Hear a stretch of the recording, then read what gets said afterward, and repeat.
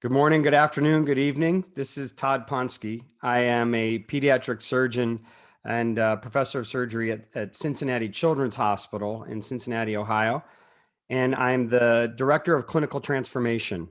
And most of our job is trying to figure out how we can innovate the way that we do things clinically using more modern technology and new ways of thinking. And one of my areas of interest is in artificial intelligence.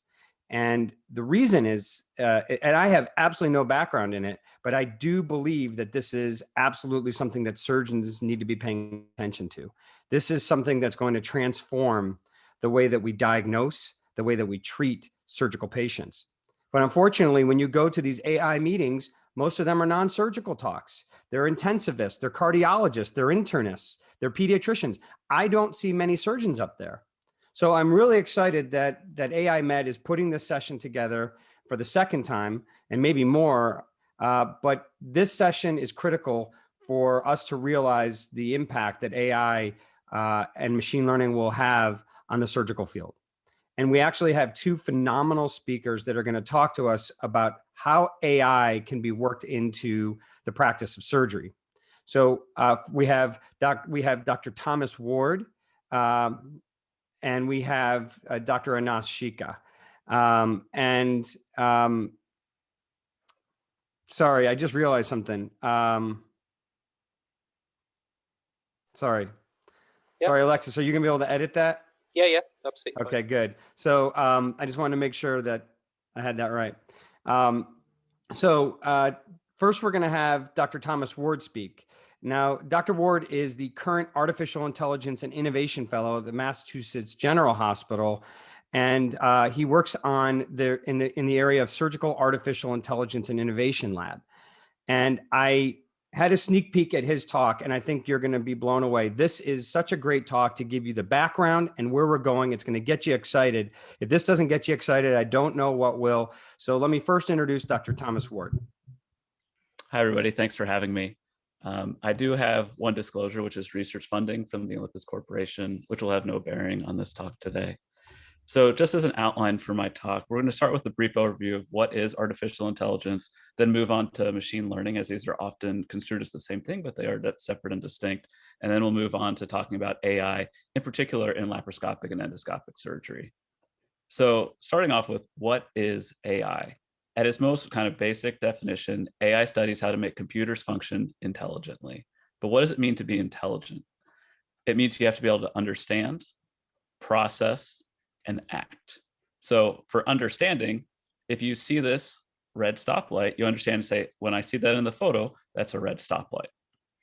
Going up one more level to move on to processing, you now see a red stoplight, but you see it in an intersection. So as the actor, for example, a human being, somebody on a bicycle, somebody in a car, if you see a red light and you see an intersection, you know that I should not go through that. I need to stop and wait until it turns green. Moving up to the highest level kind of AI is action. And so we know Teslas, for example, they can take this and in real time see that there's a red light and decide not to go through the intersection. But then what is machine learning? Because these are often used as the exact same terms and synonyms of each other. Machine learning is a field that tries to teach computers and machines how to learn. Now, there's a lot of ways that you can teach people how to learn. The one that's most used in AI is supervised learning. And you can think of this just as flashcards. You show it an image and then it learns. So if you take surgery for an example, and here's some photos from a laparoscopic cholecystectomy, you give the computer training data, in this case, images from the surgery, and you say, these are gallbladders. The machine is then able to pick out features from this, so it learns how to identify a gallbladder. Then when you feed it unlabeled fresh data, for example, on the top image here, this is a gallbladder, but the bottom image, that's the stomach that's been resected during a sleeve gastrectomy. You feed it to the machine, and through its learning, it realizes that, hey, I've seen this before. That's a gallbladder, but the one on the bottom, that's not a gallbladder. And how it does this learning, either in supervised or the different forms of learning, is based off many different learning techniques through different learning models. The one that we have kind of seen the biggest boost in the past 10 years has been deep learning, which just refers to the fact that there's multiple layers of artificial neural networks. And neural networks are just functions that are either 0 or 1, just like our neurons in our brain. They're either on or they're off. But when you combine tens, hundreds, and thousands of these in one network layer and then start stacking them so every single layer does a different bit of the process, you get these very flexible and powerful functions that are not only able to do 2 plus 2 equals 4, but able to actually recognize things that are in images or be able to read text and understand it just like a human being. So kind of in the big picture, what you see is two overlapping circles: the field of artificial intelligence, which is just trying to teach computers to act intelligently, and the field of machine learning, which is trying just to be able to teach computers things, whether or not it's intelligent or otherwise. And these overlap because AI needs machine learning in order to learn to be intelligent. And the thing that's really facilitated this has been deep learning, which is a subfield of machine learning that's we found to be particularly useful in creating AI, which makes sense. We're made of neurons, and when we're able to create computer algorithms that are able to mimic this, it turns out that works really well for making computers think intelligently. Now, in the lab that I'm in SAIL at MGH, we mostly focus on computer vision, which is a subfield of artificial intelligence that tries to teach computers not only to see, but to understand what they're seeing. And it needs to do this by giving computers visual cortex-like abilities. And about 10 years ago, with Krzyzewski and all, they applied convolutional neural networks, which is an older technique, 20 or 30 years, but now we finally have the computer processing to really make it move and hum to be able to give computers visual cortex abilities. So now the computers can recognize objects. You've probably seen this kind of frequently with traffic cameras, or the Tesla uses it, or many other things where they're able to show something, say that's a man, that's a woman, that's a car, etc. Now, this doesn't quite work for surgery, right? Here you'll see two completely different images, but they're from the same case, and they look very similar. In fact, if you don't give somebody context, you may not even know that they're different. Here on the left is releasing the gallbladder peritoneum, which is one of the first steps that happens in a lap chole. But on the right, this is at the end of the case, while the other one's at the beginning of the case. We're now removing the gallbladder from the liver. But if you look at this, the tool's coming in from the same angle, you're getting the liver kind of from the same angle as well, and it looks remarkably similar. The only thing that makes this different is time, right? And you knowing the events that happened in the past. So we can't only see things to know what's happening. We have to know what's happened leading up to those events in surgery to have good understanding and image comprehension. So what we need to do is give a computer a hippocampus, right? So it has memory. Now, we've found that we've been able to do this by using an additional neural network structure. So we have convolutional neural networks, which is our visual cortex. Then we add up on top of that long short-term memory, or LSTMs. And what this then looks like is when you feed an image to the computer. So let's take IT right here. First, it looks at this image and you feed it to the visual cortex, CNN. It then outputs what it thinks this image is. It's then refined by its memory. It's like, wait a second, I actually saw, step A happen, 30 steps ago. That means this can't be B, this is more likely X. And that way you get a more refined and more accurate identification of what the current surgical phase is. Now, taking all this into account has really led to an explosion in the abilities of the computer.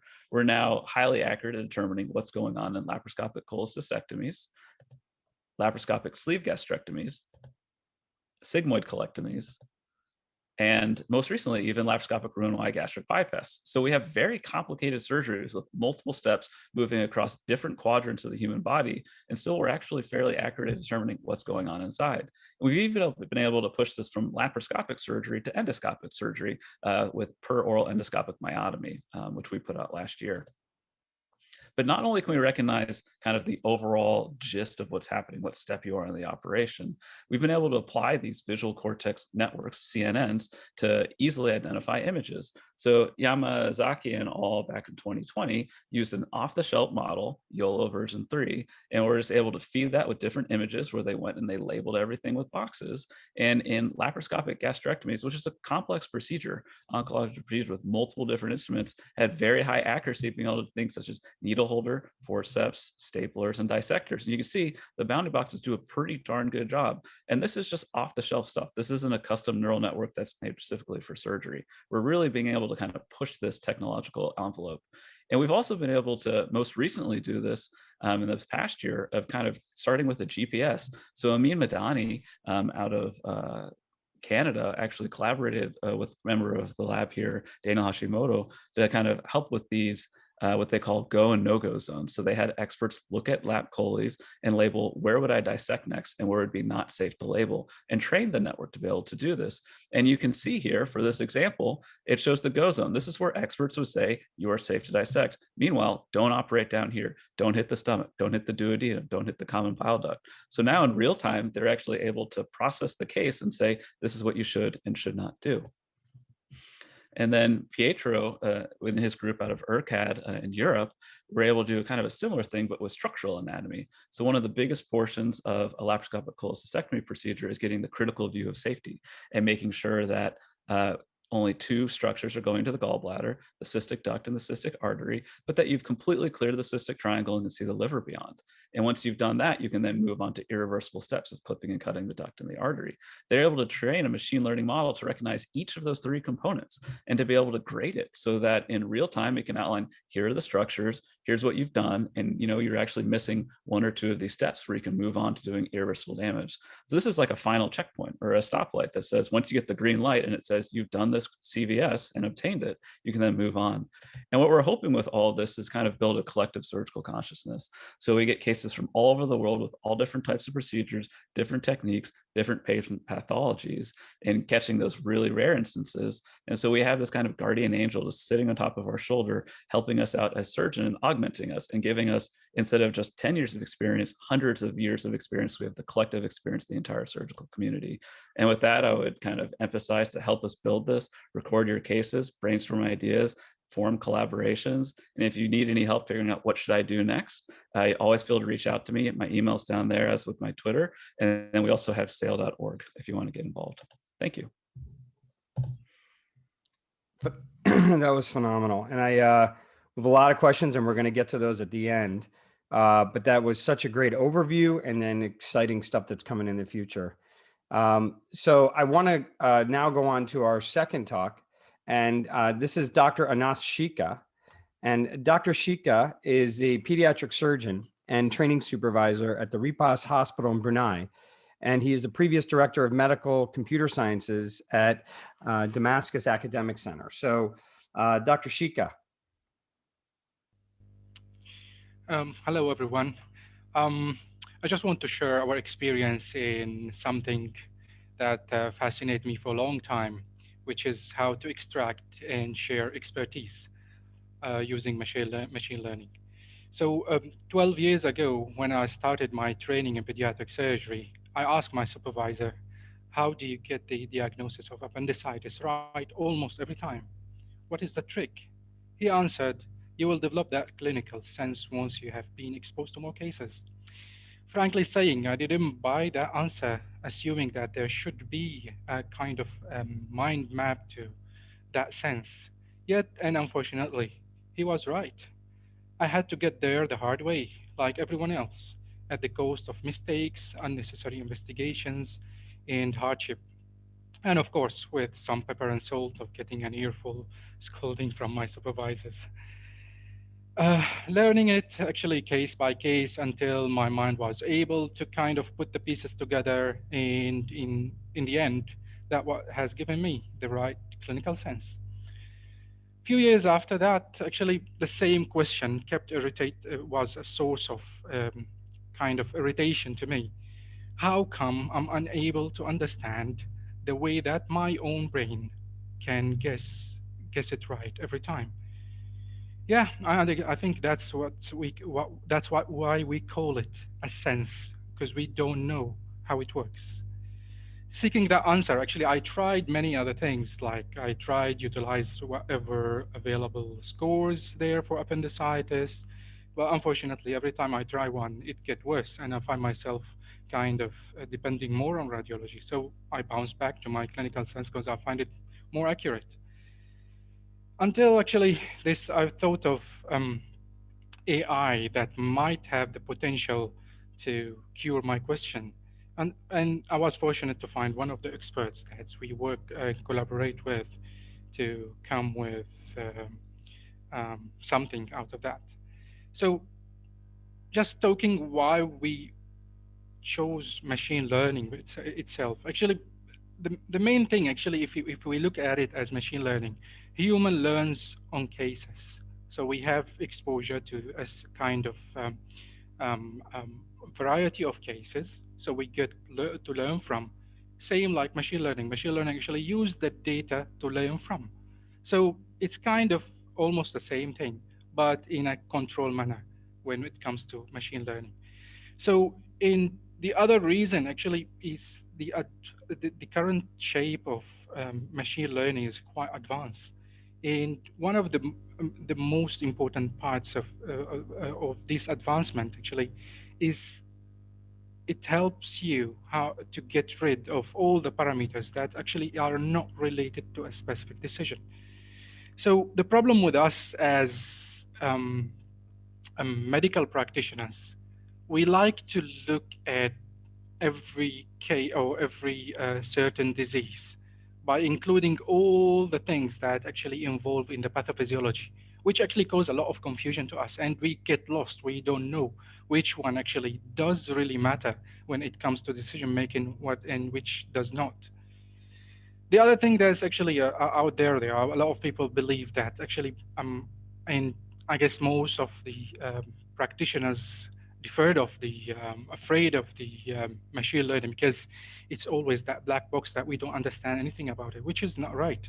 A lot of techniques available techniques now in machine learning, it can give you clearly the picture and it give you a very clear kind of decision tree. So it's not always that ambiguous black box. And the last thing, when it comes to a prediction, I don't think there is much argument that machine learning is way beyond and way advanced compared to classical statistical methods.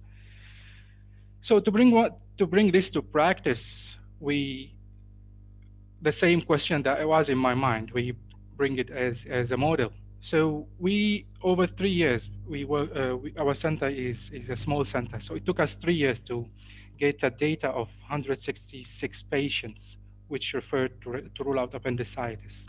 And upfront, we chose 7 clinical and laboratory parameters, meaning we excluded all the radiological investigations. And then we process it through machine learning. And only 5 of those 17 parameters appeared in that simple tree that came at the end, which is kind of, we look into the accuracy later. The accuracy of the used algorithm, which we did the cross-validation, 10-fold cross-validation, was 91.5 plus minus 5. We took it further and we did a prospective validation of that model, and we find the accuracy, it came out 96.4%. The tree is here, okay? So you can see it's very simple, okay? It's just like kind of 3 levels there, and it gives that accuracy. And this is, remember, this is without radiology. So here it comes. So we thinking how to fit the expert head on a junior's shoulder. What we did actually, after we had gotten that tree was blinded from all the team members, except for the main investigator, which was me. And I performed the validation myself. And to just know the baseline of the accuracy of diagnosis of appendicitis between juniors and experts, whenever they are actually available at the first encounter with the patient. So the junior and the experts are asked to fill the list of the initial 17 parameters and give their own decision on the diagnosis, whether it is an appendicitis or not. We did the same thing again when we did the validation, but there not only we know their own decision on the whether it is appendicitis or not, we also know their decision if they use the tree. But without them, they were blinded from that model, so they don't know about it. So let's look at the numbers. Here you go. So during the training data, so the accuracy of juniors was around 60%, where the expert, the accuracy of finding the right diagnosis is 89% from 1, and which almost about the same number where it came to validation. This is their own diagnosis. or their own decision. When it comes to using, when the junior use that model, because we know their decision, because they already fill up the list of parameters, their accuracy jumped to 95.3%. It was 60 to 62%. Now it's 95%. Experts also about the same figure, which is 95.5%. So we can see that we are able to fit that head of the expert on the junior's shoulder, which actually amazed us. In the same time, not only that the juniors get the benefit of this, also the senior themselves, because they kind of learned about what is then in their head and how it works and what is that tree in their head. So just a take point. So machine learning can help the expert to understand themselves and replicate their decision in a comprehensive way, eliminating all the potential noise. In the same time, whenever you have a specific expertise that you think that you are expert in, you can extract it and share it to your juniors. Thank you very much. Phenomenal. So I want to start, Anas, so two elements of surgery: diagnosis and then treatment. Anas, let's start with you with the diagnosis thing, since that's in order how we do things. I want to make sure I understand the conclusion there. So with the trainees, their diagnostic accuracy was 60% without imaging, just using clinical parameters. Right. And then to get to 95%, explain to me how the machine learning worked to get that 95% with that. I don't understand that part. Okay. So when we collected the data, even the first 3 years when we were collecting the data, so we chose upfront, we chose 17 parameters, which include something from the history, something from the examination, and something from the labs. Okay. Right. So those we fix it and we kind of make it as a fix. Whenever we have a trainee coming to our departments, we tell them this is what we look at. Every time we get a patient, we need to look at these parameters, and you are asked to fill the answers, okay, yes and no, and you need to give your own decision on this patient, whether he got appendicitis or not. Yes. So this is definitely then. After that, I mean, whether the patient had been discharged, meaning no appendicitis, and there is no recurrence over the next 3 months, or the patient gone to surgery, then we analyze we look at the histopathology. Okay. So this is when we collected the data over the 3 years. After we collected the data and we had that decision tree still blinded from everyone except me. Then we come to validation. So we did the same thing. Okay, we got a patient. We asked the junior, okay, can you fill up the same 17 parameters? Okay, and give us your decision. So we give the decision. And since he gave those 17, out of this 17, only 5 are included in our decision tree. So we can get their decision based on the tree and their decision based on their own judgment. Okay. This is how it comes. Yeah. I see. So so it's a proposed, I guess if you used it clinically, the trainee comes up with a conclusion.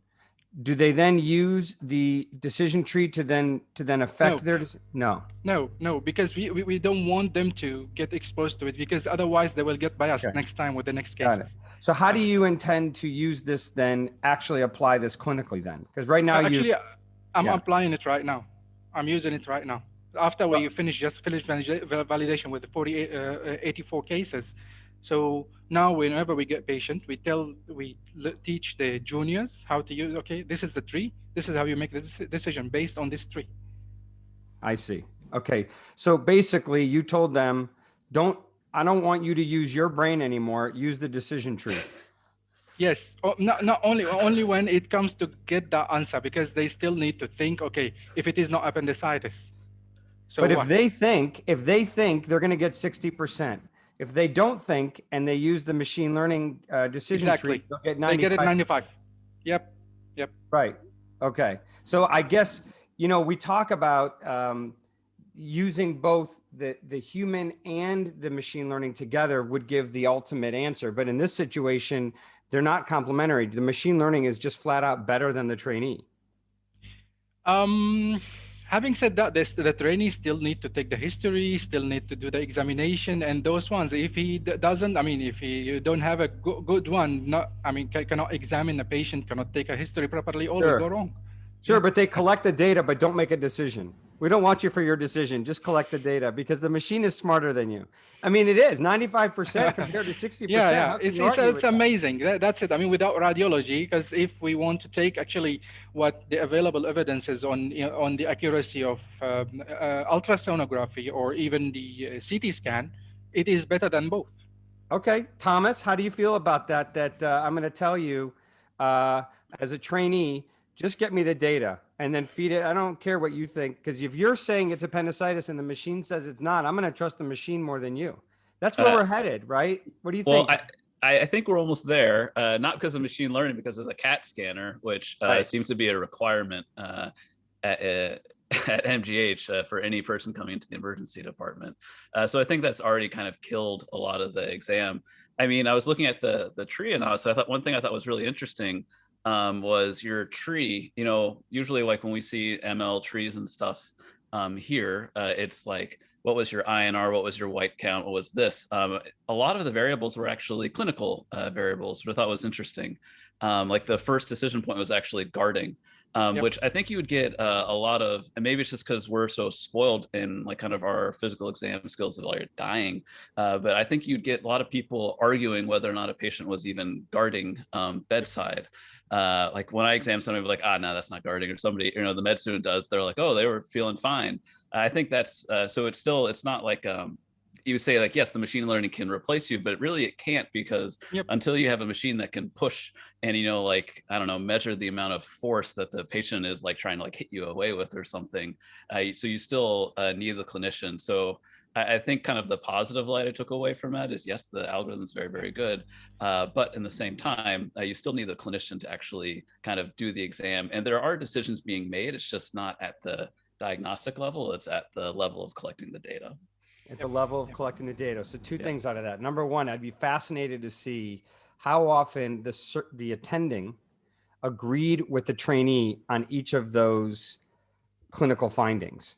You know, how often, I'm just trying to think, in the morning when I go in round and I'm presented with what the trainee thought the exam was, and then I go exam, how often do I disagree or agree? My guess is I think most of the time I agree.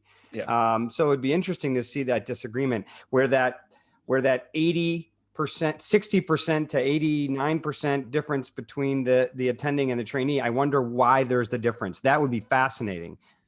The difference actually, because we went through this, the difference because the trainee actually already read a lot of books, read a lot of other things, how to come to a conclusion with the diagnosis, because you've got 17 parameters that we chose, and you can include more if you want, including CRP, including a lot of other things, ROPS things, all the signs. Actually, once they look into all this, they get distracted. They don't, I think this, I think that. So they don't have their head focused.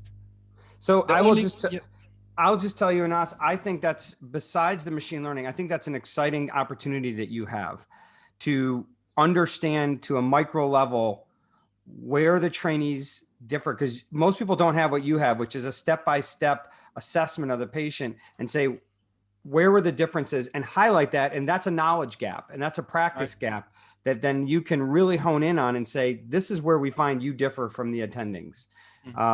It's phenomenal work. And I think the stuff you're doing is really exciting. And I'm excited to try something like that at our hospital and start, you know, that's a great use of using the societies to have other hospitals test your algorithm. It's phenomenal work. The guarding, just one point on that guarding, because this is where the whole thing started. Actually, we have a lot of signs like for guarding. So for them, to eliminate the kind of subjectivity and make it more objective, we just ask them, okay, whether you think that guarding is a voluntary, involuntary, whether it is like you think it's a focus, not focus, just it's consider it positive whenever we think one of those is there. So it's kind of make it easier for them. They don't need to look for all the other signs that which is actually imported from the adult, which not Yeah. actually applied for children. That's probably true. And by the way, Thomas, I will argue to say that it is not crazy to believe that you could lay the patient on a table and and a thing around them that pushes in on the abdomen, and it can assess the resistance and the guarding and the contractile strength of the muscles to assess guarding more accurately than a human can. So yeah, that's very, very amazing. true. we're worthless. I'm gonna go be a farmer because this is worthless for me.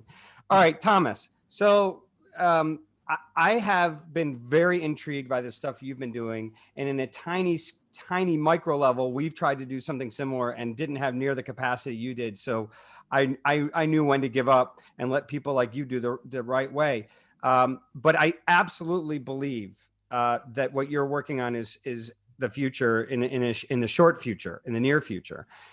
When do you think, I have a lot of questions. Before I even get into the specifics of when is this going to happen, how is this going to happen, how far away are we, I want to go back to your original slide and explain something to me. You showed AI circle here, you showed the machine learning circle here, and then the deep learning interaction there. Give me examples of what's in that space of AI that's not machine learning or deep learning. Yeah, absolutely. And so a lot of it's like thinking intelligently and like logically. So AI prior to like the machine learning kind of revolution that's been revolutionary over the past like 15 or so years, a lot of it was on like symbolic logic, one, but two would be like interactions with the world. So it's like how, if you're like a machine, can you best interact with the world? So there's a whole subfield of AI that it does with like human machine interactions. So you can think of it more of like philosophy combined with like user interface, user design, graphical design, that sort of thing is another one of like the big aspects of AI, right? So it's not just can you come to the decision and do this, but it's now, you know, the field of AI, they would include, right, if we deploy this algorithm in the operating room, how is it then presented to the user, and how can the machine then act either through like alerting the user or actually directly acting in the field? So I have a million questions, but Yeah. so I just want to, because you did say, and I've had an issue with this too, people use AI and machine learning almost synonymously, and they're not. And it's most of the time, I think when people are now this year referring to AI, they usually are talking about machine learning. So it's the fact that you went through those semantics, and I'll probably need that lesson 30 more times until I understand it completely. But that was a phenomenal introduction. Now, I want to get into real use of this. Yes, I think I'm assuming the reason we want to identify the anatomy is for the machine or the robot to give us hazard prevention, to give us verbal or visual cues of either where the tumor is. So how do we find it? Where is something we're looking for? And hazard prevention. Careful, you're getting next to the hepatic artery. Do you anticipate that we're going to have to preload their scans into the machine so that while you're doing the case, it doesn't just do visual inspection, but it actually was able to segment based on that patient's particular CT or imaging? And two, do you think that this is something that is realistically going to happen within the next 5 to 10 years? Yeah, so to start with the scan question, I think it depends what your system's trying to do. So if you're like trying to localize the tumor and it's like somewhere in the liver and you can't even see it externally, then yes, absolutely. I think that's going to be a major component of it, trying to incorporate kind of all the data that you have. And it's just like going in with, you know, like even like diagnosing appendicitis, right? Like if somebody's coming in is afebrile, not tachycardic, has a completely normal blood pressure and looks fine, you know, your likelihood, you know, your like pre-test probability is a lot lower. And so any information you can just feed in to kind of give the computer a better, let's say prior, so it kind of knows where it is, it's going to be able just to refine your identifications of things. So if you're able to feed in and say, hey, there's no gallbladder in this patient, it's not going to waste time then when you're showing it with the scope to try and identify a gallbladder, because it knows this person already had a cholecystectomy. So any kind of like pre-information you can load in, it's just going to make your predictions better. We're seeing that with gallbladder cases where we're starting to try and like load in, you know, what their pathology is, for example. So we know this is a benign biliary colic case, so it's a lot, you know, easier to be able to say like, this is what the gallbladder should look like versus this is an acute cholecystitis cystitis patient who came in 5 days into presentation. Two very different pathologies, and uveitis quadrants can look completely different. So when you're trying to like localize things, if you're trying to localize things can be very helpful, and so that'll be incorporated. But two, in order to get kind of incremental improvements, because right now we have pretty good kind of identification as a baseline, but you'll notice most of the numbers there, they were stuck around 85 to 90, like low 90%. If we want to kick it up, a lot of the kicking it up and making it 1% to 2% better, it's just been very small, like neural network tweaks, which isn't actually, there's very limited amounts of gains we could do there from that. What we need is to be able to kind of give it more of like a surgical thought process and a surgical kind of like understanding. And some of what you can do for that is just loading in, like, has this patient had surgery before? So then, yeah, these are adhesions, not, inflammatory things or something different. Or, this is what the imaging is. This is what you should be looking for when you do it.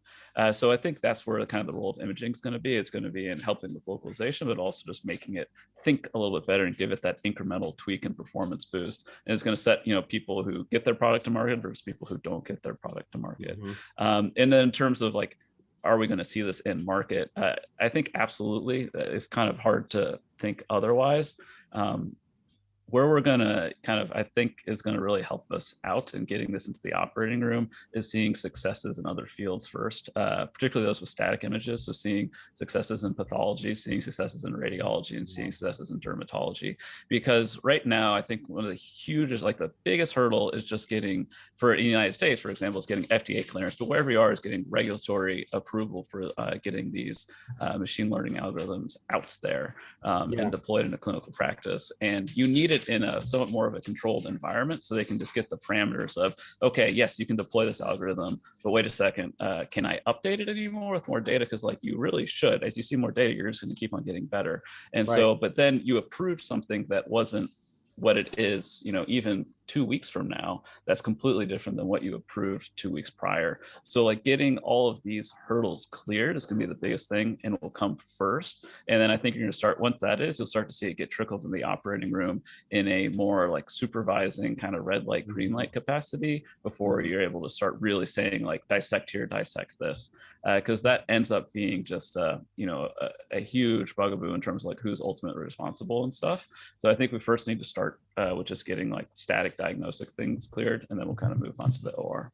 So to finalize, I have a question for both of you, which hits on what you just said. I actually think one of the biggest problems is going to be getting the data to make the machine smarter. And so the hurdle with that, the reason we're struggling is two things. How do we get enough images to raise that number into the high 90s%, right? And right now with data sharing, it's almost impossible. And so we have to figure out how to improve intra-hospital data sharing. That's number one. And number two, for segmentation, we're busy. It's very hard to find someone who has enough of an anatomy or surgical background who's going to go through every one of these images to segment them. I don't know the solution for that. So let me just leave that to either of you to answer that final question, because I think that's going to be something we have to overcome. So let me first start out with Thomas. Yeah. So, and this is a plug for SAGES. Because we've been doing some really kind of strong work, because we just realized that problem. We're like, oh my God, like we're getting all these data, we can't use them. So we had a summit last year in February that dealt solely with surgical annotation, in particular annotation of surgical videos in the thoracic and abdominal cavities, trying just to get a kind of a standardized lexicon for how do we describe things and so we developed multiple levels of how you should annotate these videos with then the papers will hopefully come out in a couple of months of how kind of this with this universal base. If I spend 30 hours annotating lap choles and you spent 30 hours, right now they're going to be completely differently named, so it's completely useless. It's may as well I didn't annotate it, for example, if you're trying to learn it from our algorithm. So by kind of establishing this like lingua franca for everything, we're hoping then that that can kind of facilitate sharing. So because the data registry, as you said, is a massive hurdle because it's just so time intensive. So I think that'll be one effort that'll help a lot. And then I think the other really reassuring things is we're starting to move towards these like semi-supervised learning methods where you train it on 40 videos. And then you actually have the algorithm itself label its own videos for the next like 100 or so, and then learn off of its own self-labeled annotations. And we're seeing it performs pretty darn well. They're fuzzier, right? Like the start and the end times aren't as precise as if I were to have looked at it, but they're pretty darn good. And it just augments the amount of data it's learned from. And it turns out that that's able to get like a pretty either similar or even better performance than if I were to go through and have done 60 videos, if it just only gets 30 and then learns from an additional 100. So what we're hoping is when we start to be able to feed in just unlabeled data, and then they're actually going to be able to kind of learn on their own. That's going to be a huge step forward. Yeah, game changer. And for everyone else out there, SAGES is the Society of American Gastroendoscopic Surgeons. And that they're really involved in this. And then the pediatric equivalent of that is IPEG, the International Pediatric Endosurgery Group, which Anas is a member of. Anas, what is your thoughts about how we can get more data on the stuff you're working on? Looking at the data itself, actually, just let me allude first let me mention just something that Thomas alluded to, which is the number that most people think that's actually machine learning. You need a huge number, you need millions, you need thousands, you need hundreds. Actually, it's not the case. This is what a lot of people believe. That's why some of them actually afraid of involving machine learning, because you need a lot of data. If you don't have a lot of data, you have wrong results, which is not true. And he already cleared it nicely.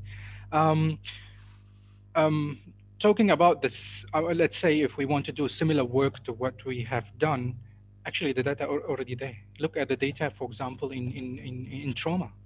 It's amazing how much data you have there in America on trauma, but actually it's all used just the old-fashioned classical kind of linear regressions and all this stuff, which I believe with this massive data that you have already there, if someone comes and applies machine learning, I don't know what will be the outcome will be, because the data is there. It's unlike Thomas is already talking about a generation ahead, I guess, 10 years at least.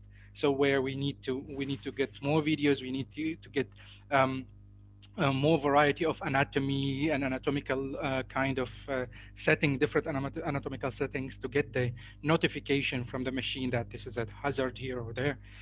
This will take some time until people realize the importance of it, until people start to share their own videos, they start to share their own images. But talking about plain data itself, plain data we already have. Yeah. We just need some interest to go and apply it.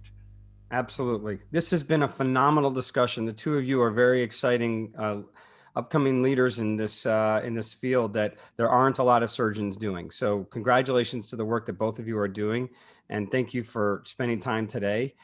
We're now going to move, there's a lot of questions that are still up in the air. So we're going to move. One of the best things about this meeting is that you can meet people. So we're going to move to the networking session now. So this conversation can continue. So I invite all of you to join the networking session. Thank you to both Dr. Ward and Dr. Shika for spending their time with us today. Thank you very much. Thank you, everybody.